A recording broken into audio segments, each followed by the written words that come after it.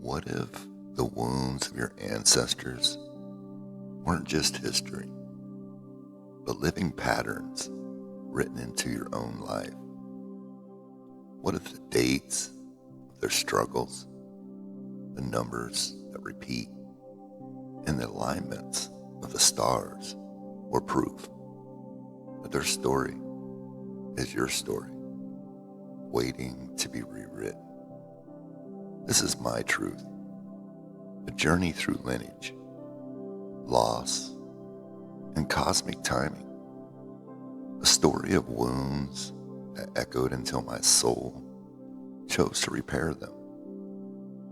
I didn't plan these alignments. Only by looking back did I see the proof written in the dates, names, and the stars. I'm Darren, and this is Transcendental Harmony. If you like this content, please gently tap that like button, subscribe, and share it with someone who might benefit. It helps me to grow this channel and to ripple more positivity into the collective.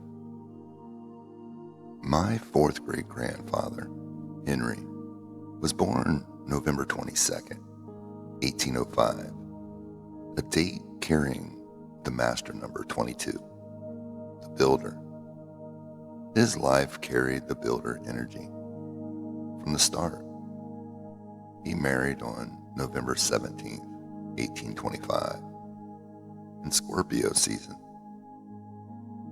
the sign of contracts, death, and rebirth. That marriage carried the energy of hidden truths and karmic contracts. But his life ended too soon on June 15th, 1854, from drinking. That day carried a Gemini sun energy, duality, choices, and fracture. Venus conjunct Lilith, hidden values, indulgence, secrecy. Mars opposed Neptune, addiction, and self-destruction written in the sky. Henry's death was not random. It was cosmically marked as the wound of secrecy, indulgence, and fracture. And numerologically, June 15th, 1854, reduces to 16-7, transformation through testing. The same vibration that echoes in my own maturity number of 7. The lineage carried forward: George, Eli, Leo, Ed, then me. 7 names, 7 steps, and Leo, the 4th, the center point, the numerological pivot. Henry was my 4th great grandfather, the origin wound. Leo was the 4th in the masculine line, the midpoint. Together, they form the vibration of 8, the number of legacy.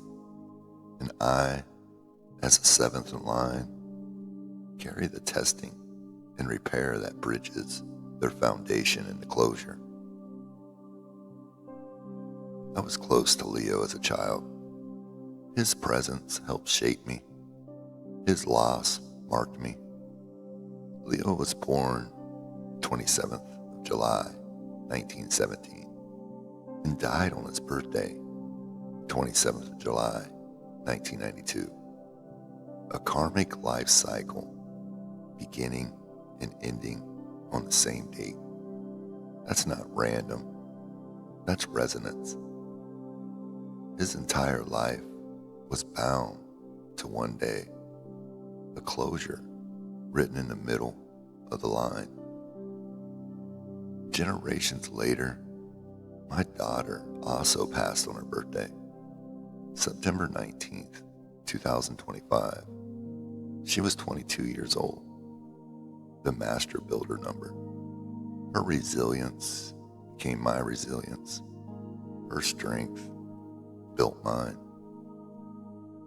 2 lives, 2 closures, one in the middle, one at the end. Both on birthdays, both stamped with cosmic design.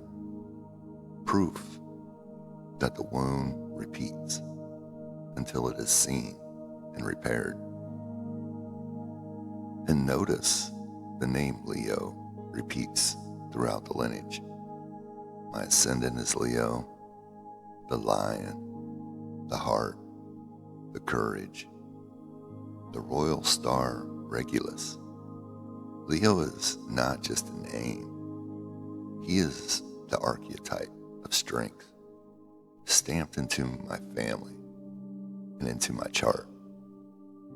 The cosmic Leo form became the witness of resilience.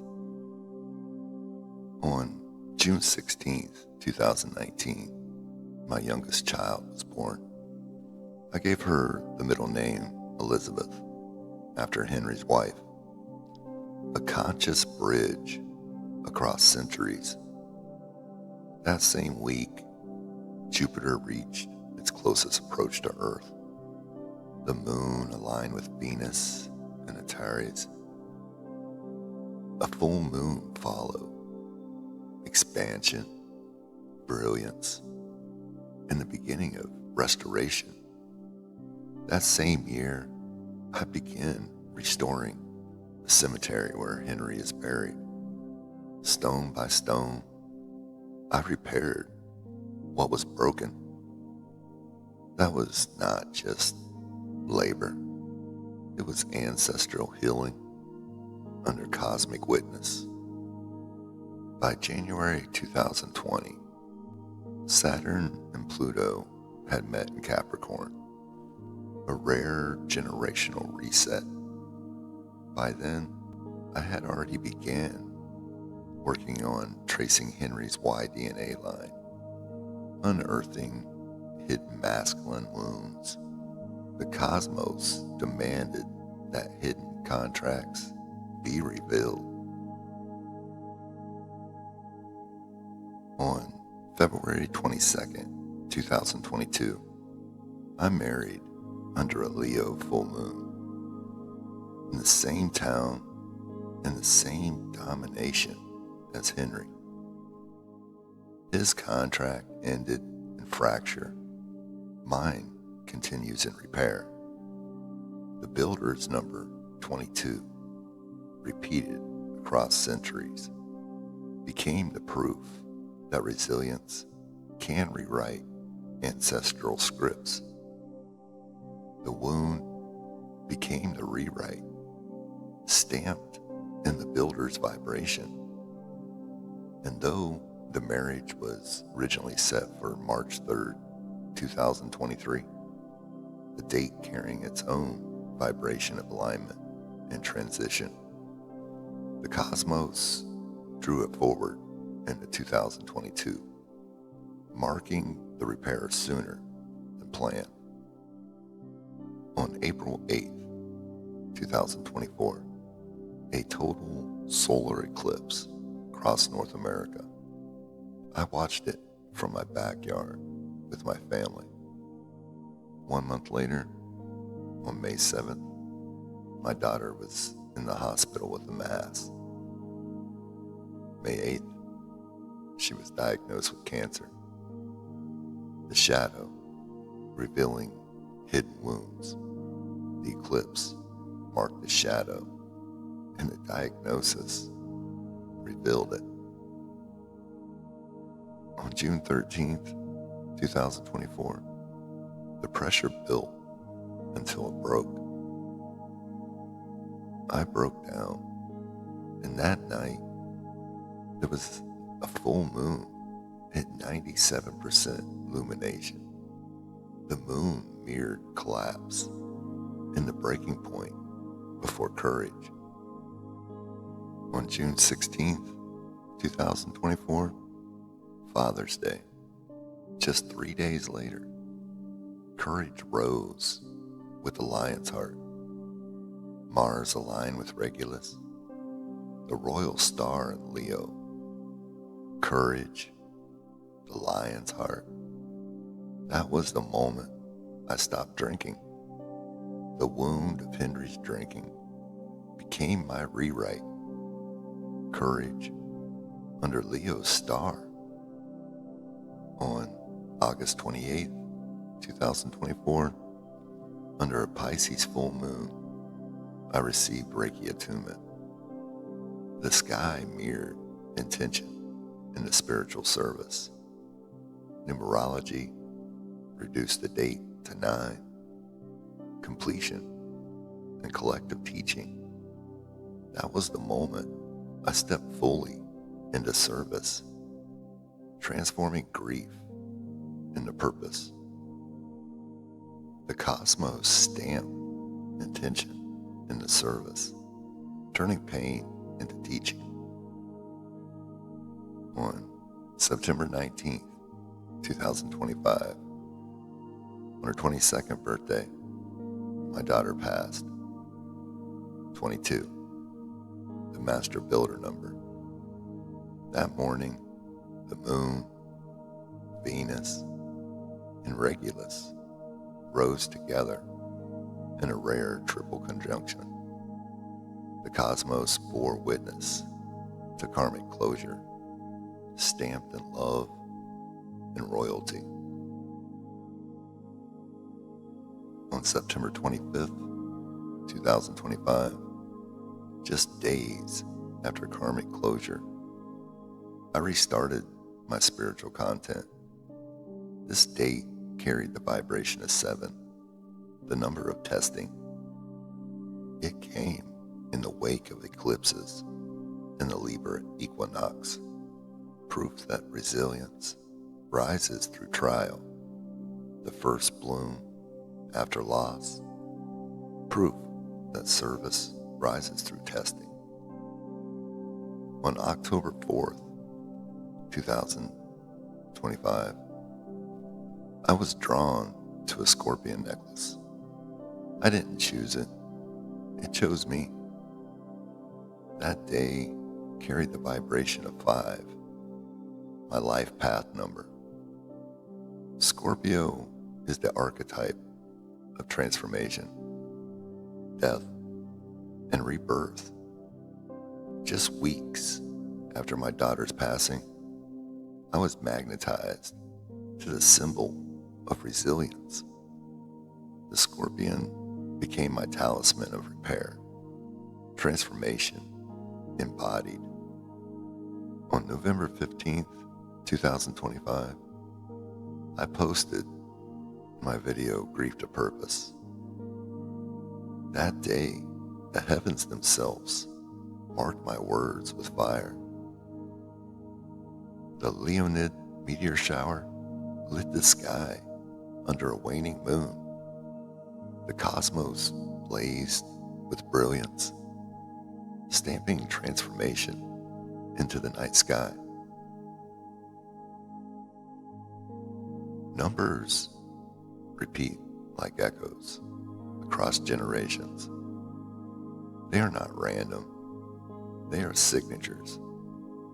Each vibration, from 22 to 7 to 9, stamped itself into births, deaths, and turning points. These threads reveal the hidden contracts and the path of repair. Numbers became the hidden script, repeating until I saw them. The master builder's vibration repeats across centuries.